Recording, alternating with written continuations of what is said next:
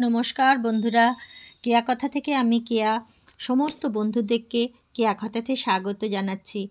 এই শীতের সিজনে হরেক রকম সবজির মেলা, আবার নিজের বাগানেও অনেক রকম সবজি হয়েছে।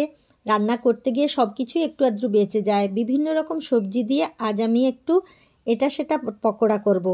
এটা সেটা মানেই বিভিন্ন সবজি। দেখুন, পকোড়ার জন্য একটা বড় আলু নিয়েছি, ওটা ধুয়ে গ্রেট করে রেখে দিলাম। তার সাথে নিয়েছি অনেক ধনেপাতা কুচোনো, আর নিয়েছি বাঁধাকপি কুচোনো, দুটো বড় পেঁয়াজ কুচোনো, আর নিয়েছি রসুন আর লঙ্কা কুচোনো, গ্রেট করে রাখা আদা। এইবার একটা বড় বাটি নিয়ে নেব।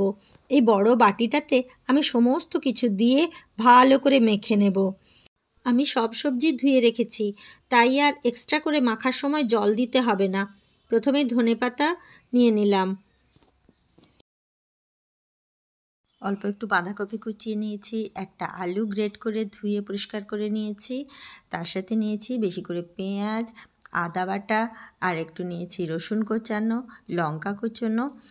ঝালটা আপনি যতটা খাবেন ততটাই নেবেন, আমি অতটাই নিয়েছি। লবণ, হলুদ আর একটু জোয়ান ক্র্যাশ করে নিচ্ছি হাতে, আর 1 চামচ কালো জিরে নিয়েছি। এইগুলো নেওয়ার পর নিলাম একটু লঙ্কার গুঁড়ো, কারণ যে লঙ্কাটা আমি দিয়েছিলাম তাতে হবে না।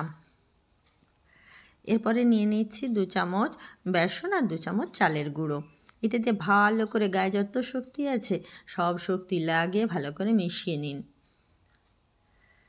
জল দেওয়ার প্রয়োজন নেই, দেখুন মাখাতে মাখাতে এরকম হয়ে গেছে। যদি খুব শক্ত হয় আপনারা জল দিতেও পারেন। তেল বসিয়ে দিয়েছি ফ্রাইং প্যানে। এই সময় আমি পকোড়াগুলো পাকিয়ে নিচ্ছি। এই গোল করে একটু চাপটা করে দিয়েছি। এইভাবে আমি সবগুলো একসাথে করে নিচ্ছি। এই যে করে নিয়েছি, তেল গরম হয়ে গেছে বোঝাই যাচ্ছে। এবারে ছেড়ে দিচ্ছি পকোড়াগুলো।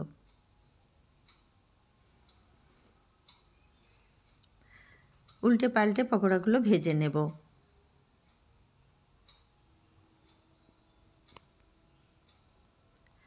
পকোড়াগুলো ভাজা হয়ে গেছে, এবারে আমি যেগুলো হয়ে গেছে সেইগুলোকে আমি তুলে নেব।